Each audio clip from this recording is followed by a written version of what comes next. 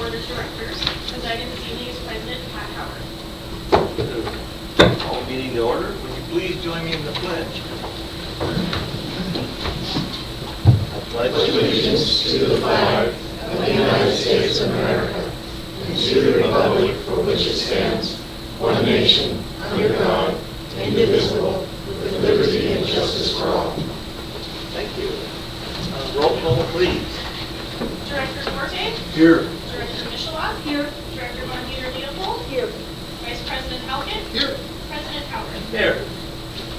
Okay, special announcements and activities. Do we have any?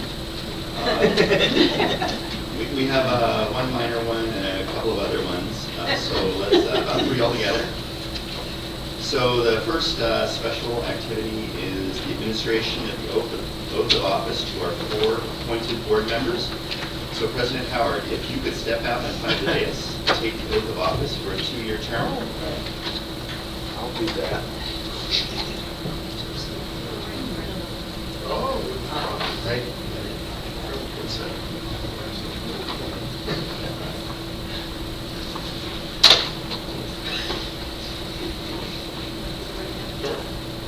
I state your name.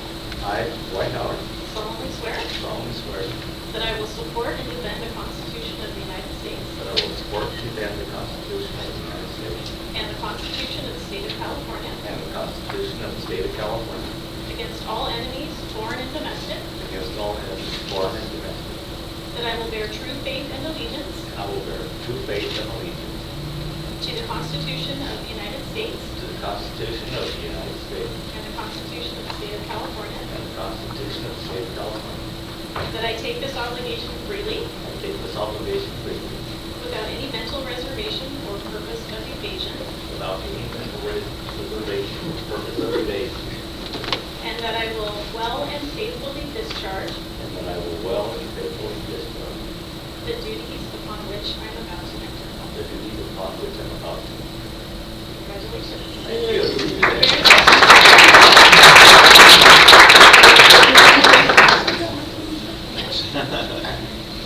Vice President Halkin, if you could step out from the dais and take the oath of office for a 4-year term.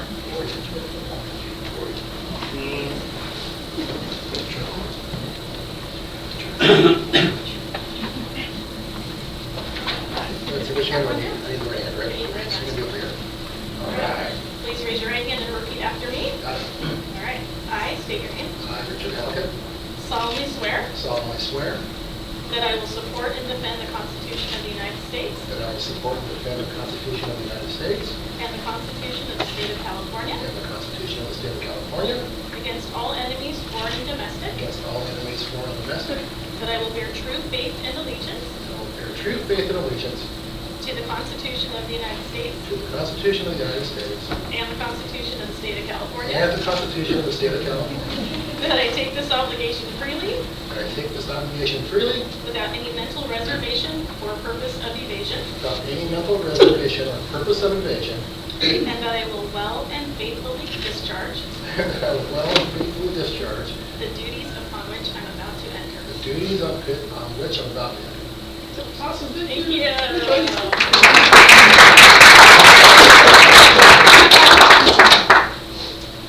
Director Michelot, if you could step out and take the oath of office for a 4-year term.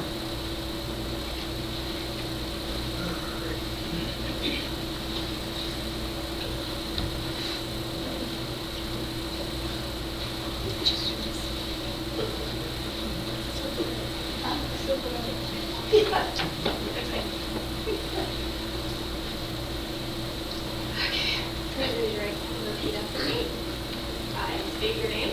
I, Ramon, Solemnly swear solemnly swear that I will support and defend the Constitution of the United States that I will support and defend the Constitution of the United States and the Constitution of the State of California and the Constitution of the State of California against all enemies, foreign and domestic, against all enemies, foreign and domestic, that I will bear true faith and allegiance that I will bear true faith and allegiance to the Constitution of the United States to the Constitution of the United States and the Constitution of the State of California, and the Constitution of the State of California, that I take this obligation freely that that I take this obligation freely without any mental reservation or purpose of evasion, without any mental reservation or purpose of evasion, and that I will well and faithfully discharge that I will well and faithfully discharge the duties upon which I'm about to enter. the duties of which I am about to enter.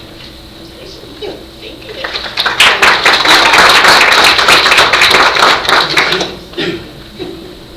Director Duarte, if you could step out and take the oath of office for a 4-year term.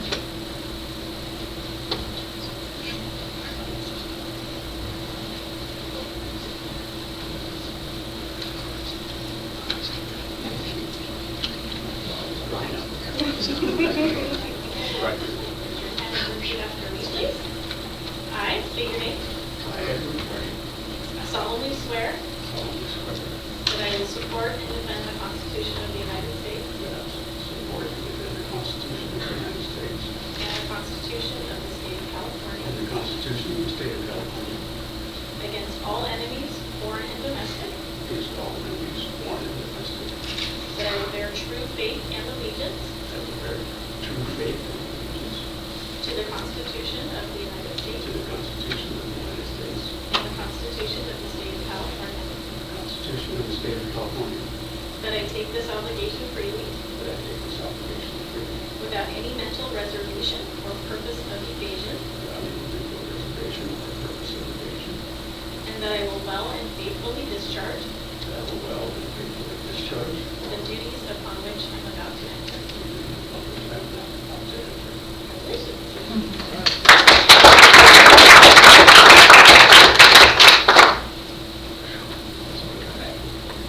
That's real Americana.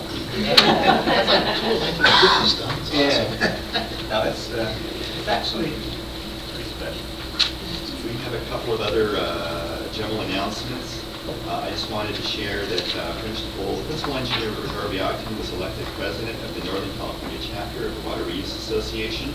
There are 52 agencies and 72 private firms in the association. She will serve for a 2-year term as president. And her service of the Water Reuse Association Northern California chapter brings credit to the station at DSRSD. She couldn't be here this evening because she was on vacation, but I just wanted to bring it to your attention.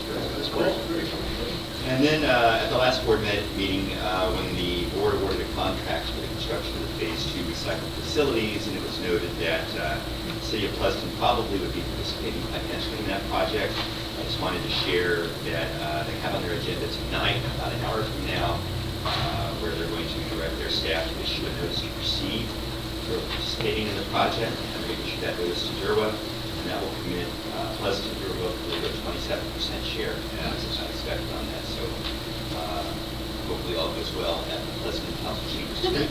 Is it on consent or is it on board? Is it consent? Is it on city council business? Yeah. Okay. The next item is public comment. This is an opportunity for anyone to speak on an item that's not on the agenda. And it's also an opportunity for family to sneak out of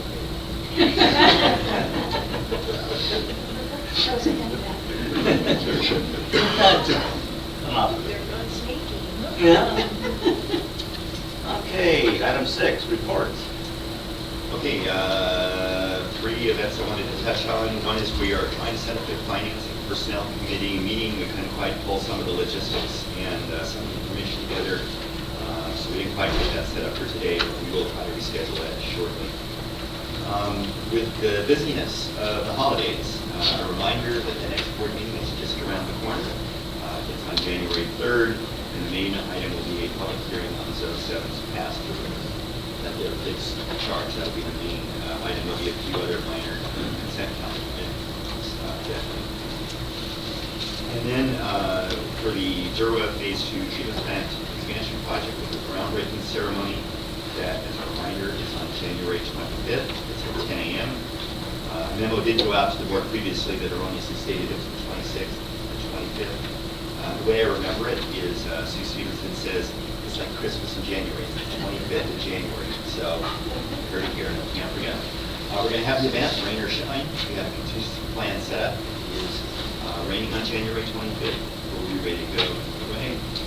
We're already having some responses from some of the other agencies in terms of elected officials and appointed officials.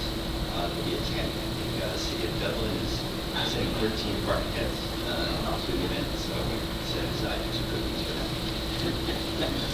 Wait. That's going to be over the tree.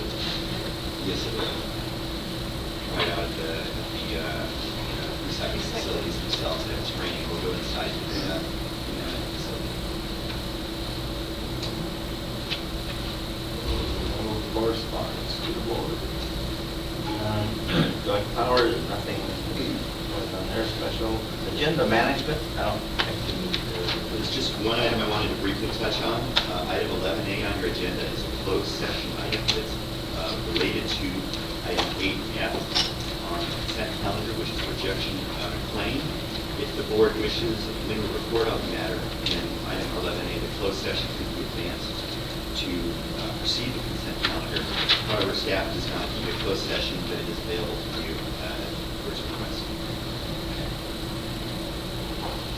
Let's see, we have approval of minutes for the regular meeting of December 6th.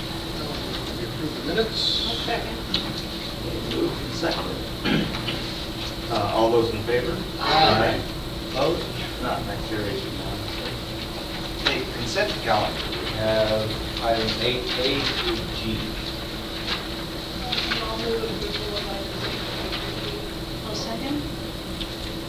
Anyone wish to pull anything? Okay, all those in favor of the consent calendar? Aye. Aye. Opposed? None, that carries unanimously.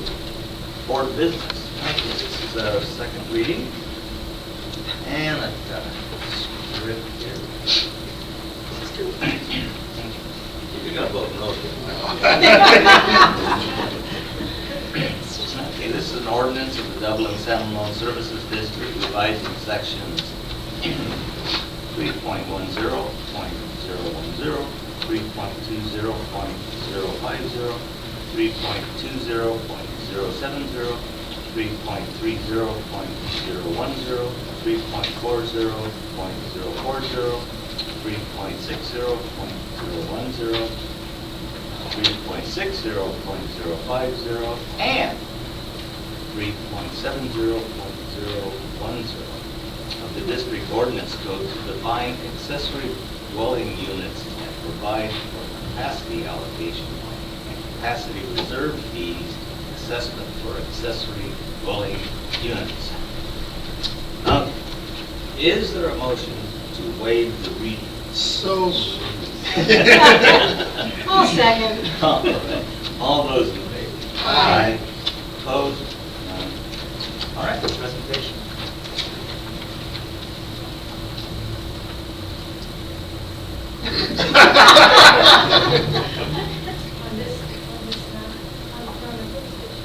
No, we're on the. We're on the secondary accessory dwelling unit. Jeff.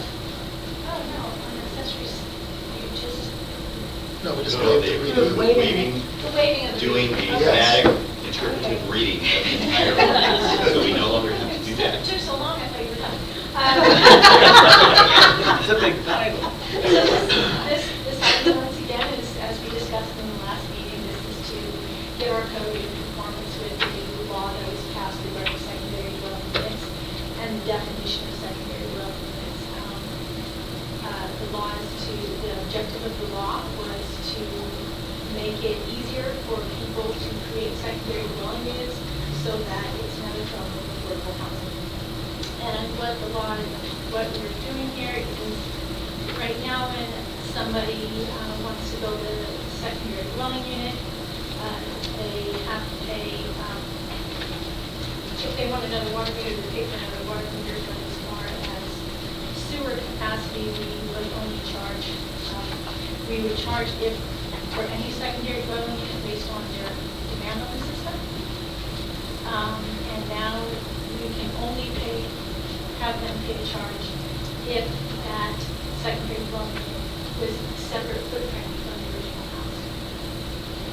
So, and we also have to charge it based on its square footage and on the number of fixtures rather than just a base flat, which is what we charge right now.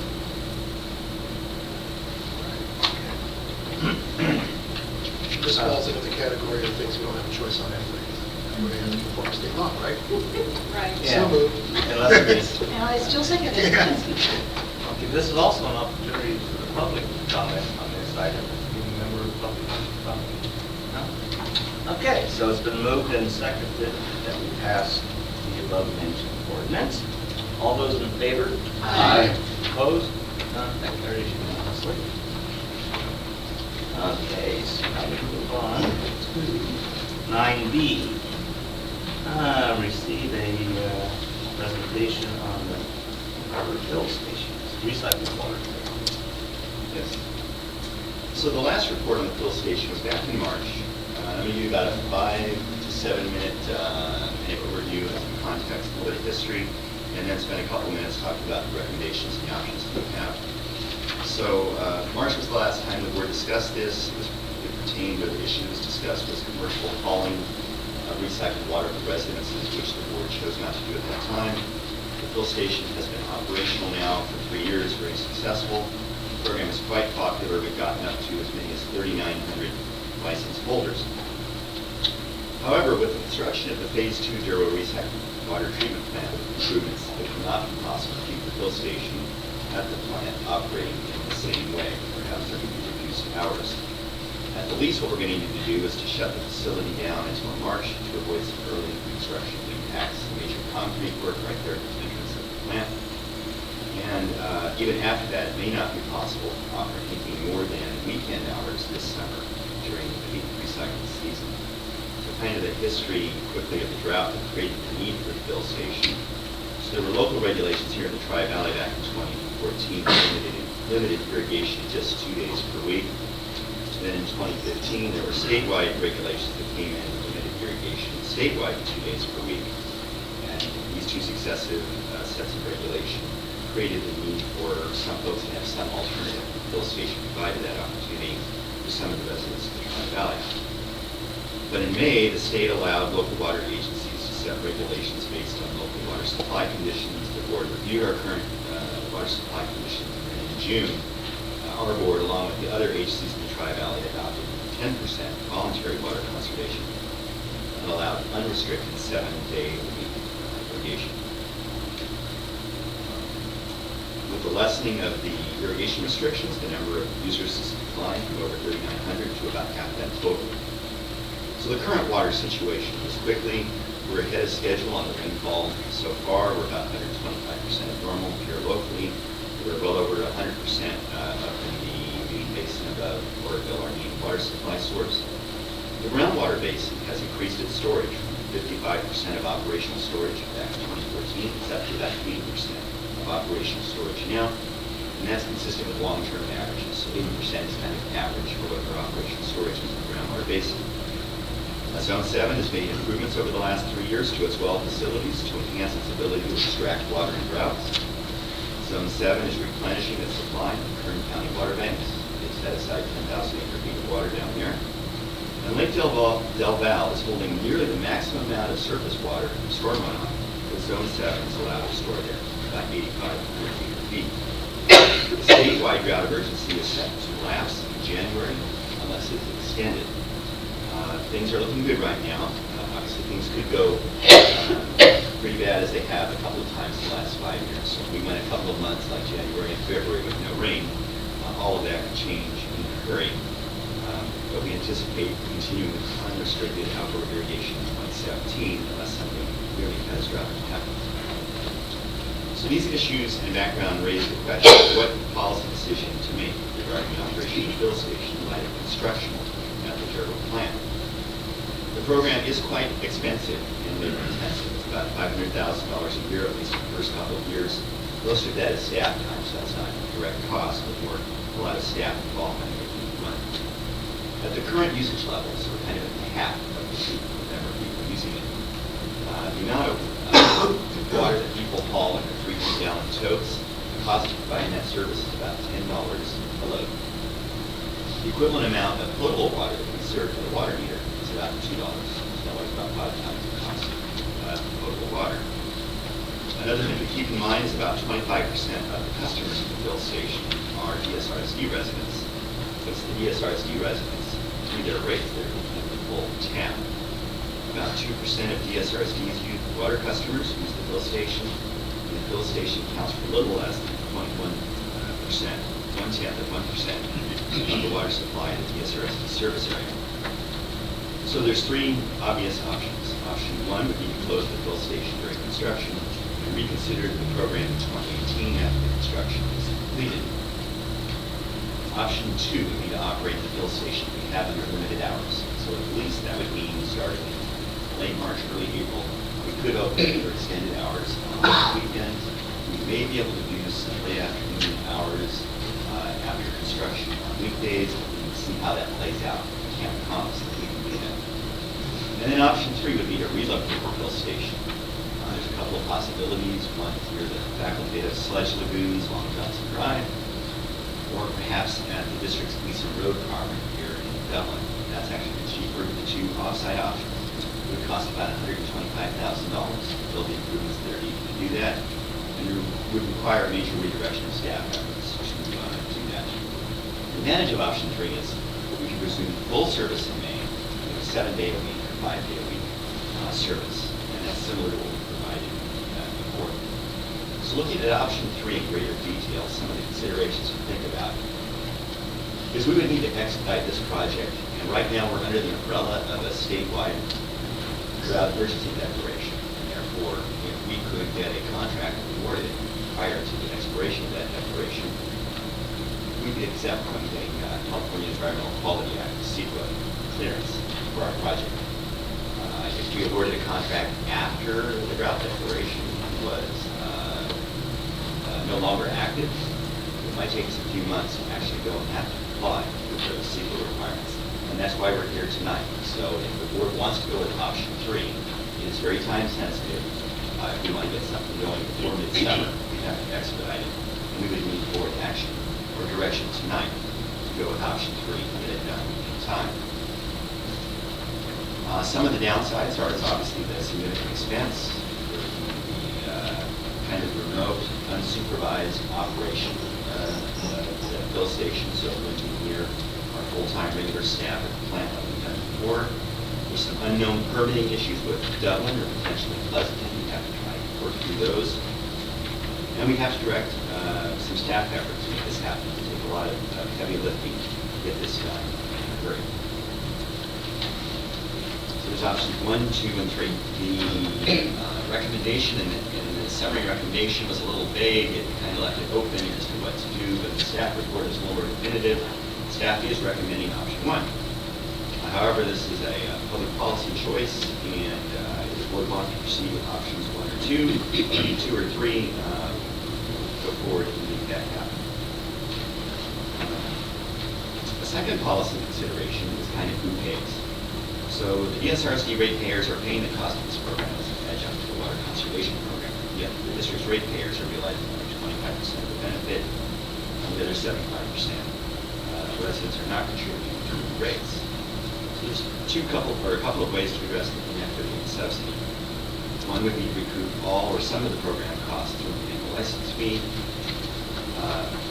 or have ratepayers pay DSRSD residents for a portion of the fee. If the board wants to proceed with options 2 or 3, either limited hours in the existing facility or relocated, staff recommends that an annual license fee of $170 be implemented, with the fee being waived for DSRSD residents because their cost would be recouped through the water rates they obtain. Staff is available to answer any questions. Just a remark, actually, I would use option 1. It's expensive, and to relocate for minimal benefit, if any, to Dublin ratepayers, or at least for the most part right now, I don't see that we have much of a return on that to justify either keeping it open at all for weekends come summer, or certainly not for relocating it at that expense to not only staff salary, but their time. It's just my 2 cents. Sure. I think we have to be careful with this, to tell you the truth. We were number 1 in the state, and we're going to be watched if we shut it down. And we have no idea whether that numbers of 25% and who the user is really has nothing to do with who might be the loudest user. People spend a great deal of money buying those cans or canisters or whatever they bought.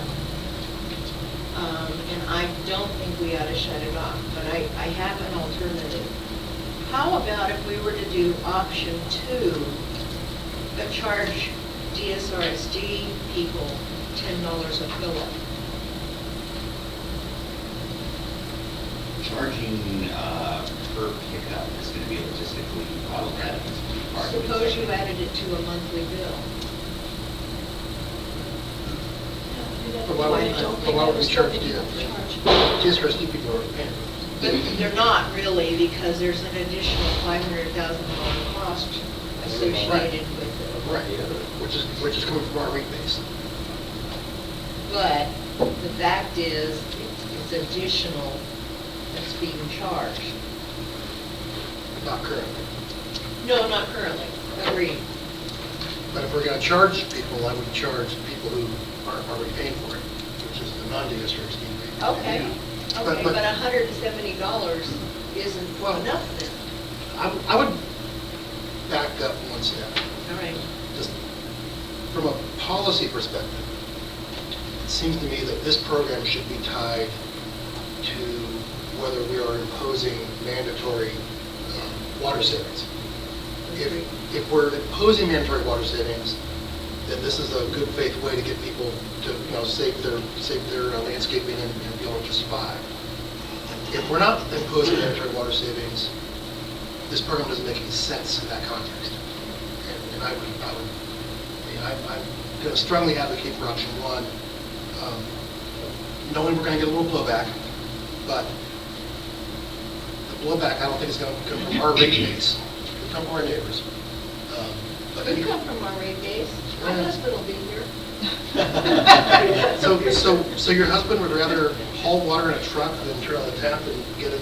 No, but if For nearly free. if he's saving the cost of water out of the tap, yes, he will. But he's not, because But he is. But what's We the... aren't using the potable water. Right, what's the IRS mileage rate these days? 55 cents a mile? Yeah. So he's burning probably No. $3 or $4 No, a he trip. just does it on his way to Home Depot. But The other thing, Georgine, that I would share or offer is that as far as backlash, the fact that we're going to close it temporarily because of construction. Well, but you see, number 1 says to just close it in 2017. Number 1 is the worst option in my mind. No, I mean, But you couch it in policy You can always terms. look at it again after the We completion can of the if project. we revisit it. I don't want to wait Some that time. long. I would like just to see what happens with, when they go measuring snow in April. Exactly. If we impose, Okay, all right. if we yes, impose, with that if we caveat. impose mandatory restrictions, we'll figure out a way to get people their total. Okay, with that caveat. Yeah, that's what we think. Now, is But that isn't what it the said. Dublin satellite's gone right now? Well, It is. Yes. The city of Dublin has set that we know full well that the zone, facility. for other reasons, will not impose mandatory restrictions on us in 2017. Not unless You have a lot of faith in sunset. No. I'm trying to speak to code here. The reasons we all know, they will not put us under mandatory restrictions because then we'll try to find water on the market and be able to do it. And they need the state to back. Right. So it's a bet, and if we have to impose mandatory restrictions, we'll figure out a way to get them to it. As long as we indicate in the approval of this that we'll bring it back if we have to impose mandatory restrictions in April, May, June, whatever the heck it is, if we do it. Well, I think that's all, an option we have by default. I mean, I'm a big supporter of the program, but given the cost of running it and given the fact that we have I don't want to use the word legitimate excuse, but we have a valid reason why we have to shut down now. Well, I think we need to do that because I don't think the the blowback's going to be that much. Personally, I think people jumped into this with both feet and supported the program, but at the same time, given the restrictions that are being lifted statewide, that kind of mentality goes throughout the customer base. And I don't think it's going to be something that we can't handle from a PR standpoint. And we can always bring it back at a later point. I'm in favor of it. As long as we bring it back. If we impose mandatory restrictions. Yeah, I don't disagree. I think the program has served its purpose. To me, the purpose was to get people accustomed. The drough's not over. We're not under mandatory restrictions. No, but the drough's not over. No, Come on, go to these meetings. The drought is far from over. But We're gonna have to have this kind of rain for 5 years for the drought to be over. We're still in a drought, we're just not under mandatory restrictions. But I still think that drought or no drought, sticking 300 gallons of water on the back of the truck is not a wise thing to do. That's why Well, we have especially if pipes. you, And we have especially pipes if you for put a it in the reason. little trucks like people were doing, and they flip I- over. We only put two Uh, 55-gallon barrels in our little pickup, so, you know, these people were crazy. The point is, we have pipes for a reason. I don't support the program actually coming back at all. But I'm agreeing to option one. We'll think about it later if there's a reason. No, we won't think about it, we'll bring it back. if there's mandatory If there's restrictions. mandatory restrictions. Well, we'll We bring- won't think about it. No, we'll discuss it, we'll figure out how to do it. Well, What if we'll we can't do it discuss just? it, and there'll be a vote, and I'll vote no, and you guys will vote whatever. And if there were a mandatory restriction, we would talk about the constraints of option 3. But if we get 2 months out, say if this Friday is the last that it rains for 2 months, and the state doesn't not impose any restrictions, they'd have to extend the emergency, and we'd be able to, by early summer, get an off-site location done, or look at just the weekend usage of the plant. I mean, that's just turn the valve, and we can implement, restore that quickly. The off-site idea, to me, just poses all sorts of potential problems. I'm not really in favor of off-site unless we've got it where somebody can watch it. With restrictions, That I I agree could be on. in favor of the weekend Yeah. stuff, but not an offsite. It's too costly all the way around. Sounds like Sue The has a- potential for problems is it's not on the district. Is- The proximity of the district. Is full-timers. What is the $500,000 expense of staff time? How do we get to that? So it's things like, we have to go through our cycle of hiring each year, it's managing the staff, direct costs of the temporary staff. We also have to do inspections and permitting stuff that we have to do on an ongoing basis. Just a lot of planning and running down the details, making sure everything works. Issue those You know, licenses. Mechanics and, I operators personally and so think that on. estimate is I mean, so the number is a number from a couple of years ago. So probably as we go along, the cost, the amount of time we'll have to spend is a little less. So the number's probably a little less than 500,000, but not a lot less than 500,000. And like I said, most of the staff time and operating it, we're managing. So is there a That's the consensus item. Yeah, and so the question is there a consensus with option one? I like option one, but I do want to make, if we do impose, mandatory restrictions on people, then seriously, Is that option two? I'd give that a jail free card. Okay. Hopefully we don't have to impose. So then if we see any need to go beyond 10% voluntary restrictions, we'll immediately report back. We'll bring the matter back. Well, we'd have to impose it anyway, so yeah, it'd be on our agenda. So. Yes, so we would go concurrently. We'd bring it back at the same time. Yeah, that's a good way to say it. Don't bring back any mandatory restrictions without some way to accommodate this program. politely agreeing to And then, but it should be easily adjusted to include caveat, or is that a problem? follow No, up? no, I mean, we're looking for consensus, and the board has come up with a concept that fits in here, provided I think it's pretty consistent direction. No issue there. Okay. Shall we move on? Yeah, move some down the road. All right. Item 9C.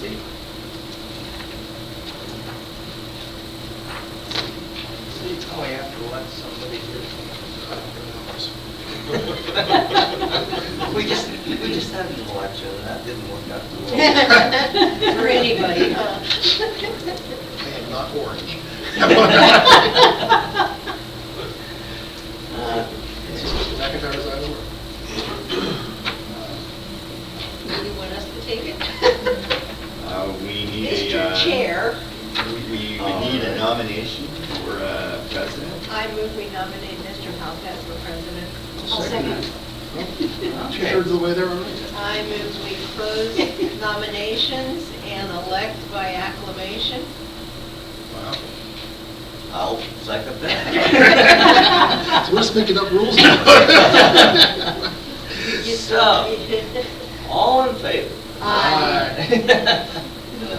Finish the question. Okay, now You we didn't need, ask if anybody was opposed. is there anybody opposed? No.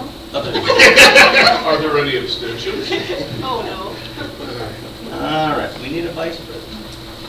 I think, if proceeded in the chair is correct, I'll make a motion that we nominate or elect Georgine as our vice president for the upcoming year. Second that. Okay. Any other nominations? No? Okay. All those in favor? Aye. Opposed? None? Okay, that passes unanimously. Now we go on. Oh, to wait. item- Well, no, Now you before- got to elect, because you didn't put acclamation in your No, motion. we just look, find out. I have to, yeah. Okay. Robert's rules No, are that's what you rolling in said. his grave. We don't use Robert's Thankfully, rules. thankfully we follow Rose's rules, Yeah. and the Yeah. word acclamation is not in there, as I recall. So, all right, just let talk. Pat, come on up. Oh. Come on up. On down. So, oh, this one doesn't rotate, you know, the old ones. Yeah. All right, we'll look at the swag here. Sounds like a Yeah. party. So, what do you want? You want to get it out. All right. All right. All right, go through the handshake, Rick. All right. So this little plaque, it's got our new logo on the right, and it's DL Pat Howard, in recognition of your faithful and dedicated service as president of the board of directors in 2016. Now, wait, yeah. There we go.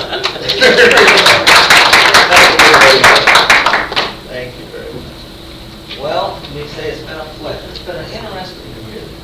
Oh, yeah, we have all sorts of good stuff. So I'll turn over 9D to Mr. Halkett, our new president, Oh, boy. because it's all about his business here. Committees. Am I presenting this one, or you, Mr. McIntyre? I'll start and you finish. All right, good. Staff's requesting the Board of Directors receive an update regarding the process for determining committee structure and assignments for calendar year 2017. The tradition is the president makes those appointments, sometimes through offline consultation with the board members. The three committees that we had over the last year were the Water Resources Committee, the Finance and Personnel Committee, and the External Affairs Committee. There's also appointments to Zerwa and LACMA. And we anticipate bringing that back in consultation with you at the January 3rd board meeting. However, you do have the discretion to have those appointments directly. All right, so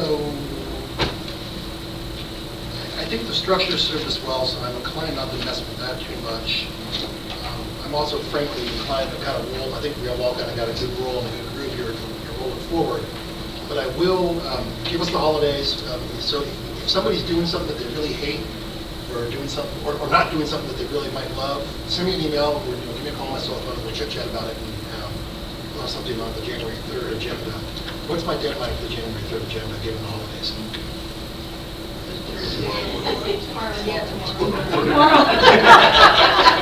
But we can fit it in. So we can use a generic agenda header and drop envelopes in at the very end, if we have to.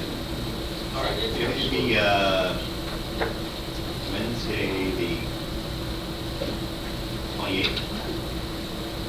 Late Wednesday, the 28th. Yeah, so any of you, I don't actually think I'm going to get any calls or emails, but I will give you the option, any of you who want to do it soon.